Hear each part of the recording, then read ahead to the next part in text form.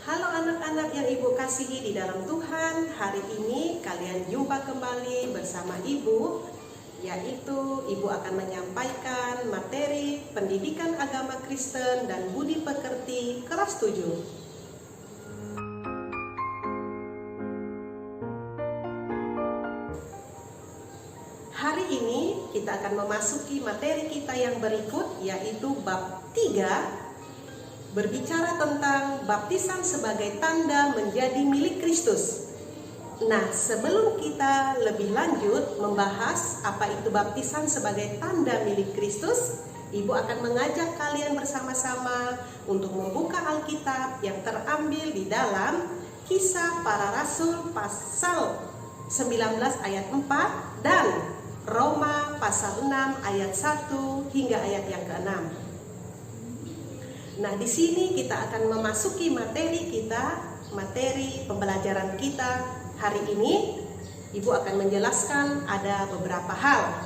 Baptisan berasal dari kata baptizo, yaitu terambil dari bahasa Yunani yang berarti menyelamatkan atau mencelupkan. Dalam Injil Markus kita juga bisa dapat melihat pasal yang ke-7 ayat yang ke-4.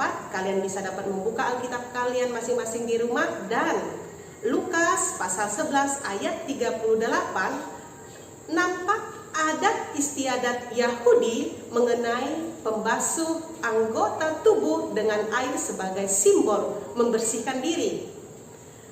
Adat kebiasaan ini berkaitan dengan makna baptisan sebagai pembasuhan atau membersihkan dengan air. Nah, kita juga bisa dapat melihat di dalam kitab Roma pasal yang ke-6 ayat 1 hingga ayat yang ke-6. Rasul Paulus memberikan penekanan pada arti baptisan. Kita semua yang telah dibaptis dalam Kristus telah dibaptis dalam kematiannya.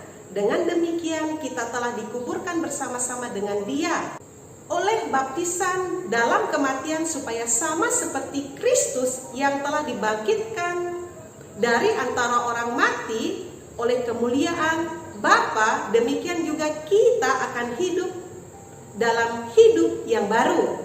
Rasul Paulus mengajarkan bahwa baptisan merupakan tanda pertobatan manusia yang ingin masuk ke dalam hidup yang baru di dalam Kristus, sebagaimana Kristus telah mati untuk menebus dosa-dosa manusia. Nah, Yohanes Pembaptis melakukan baptisan dalam tradisi Yahudi. Juga ada tata cara pembasuhan dengan air yang bermakna membasuh dosa manusia, seperti Naaman yang menyelamatkan ke dalam air untuk menyembuhkan penyakitnya.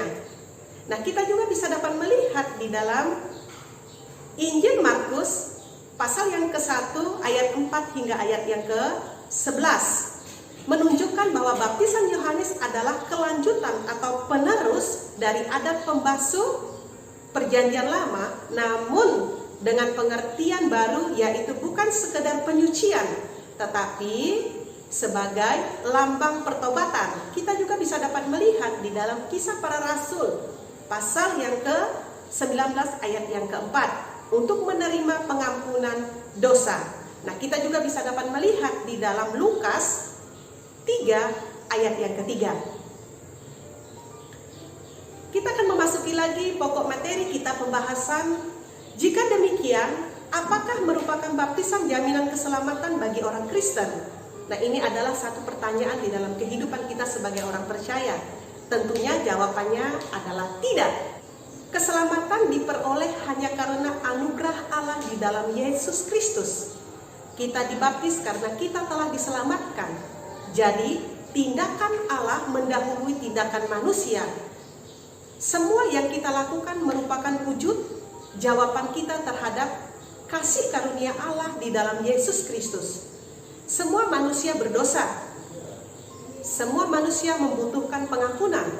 Kita harus berdoa, membaca Alkitab, jalani hidup ini sebagai anak-anak terang, dan bertindak sesuai dengan firman Tuhan.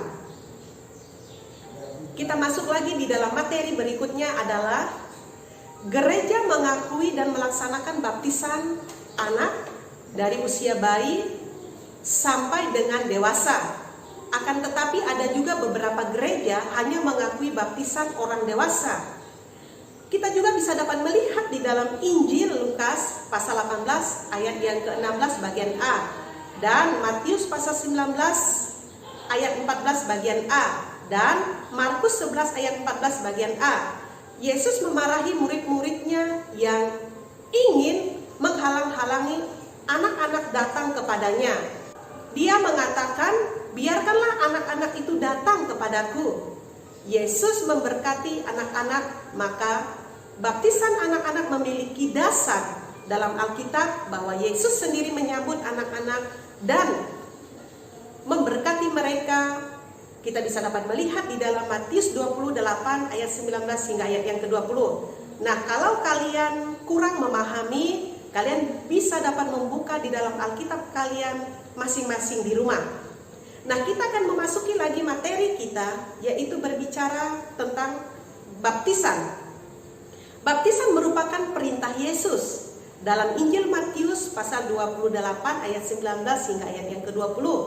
Yesus meminta murid-muridnya untuk pergi ke seluruh penjuru bumi untuk menggambarkan Injil Kerajaan Allah dan baptis orang-orang percaya dalam nama Bapa, Anak, dan Roh Kudus. Yesus menginginkan agar keselamatan diperluas mencakup seluruh bangsa.